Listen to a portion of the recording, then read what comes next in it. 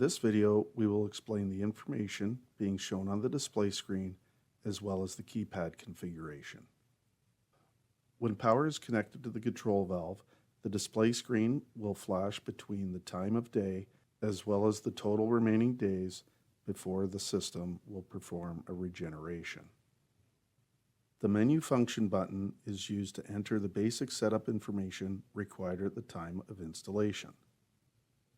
The Set Regen function button is used to initiate an immediate or delayed manual regeneration. The arrow up and down buttons are used to increase or decrease the value of the settings while in the various programming modes.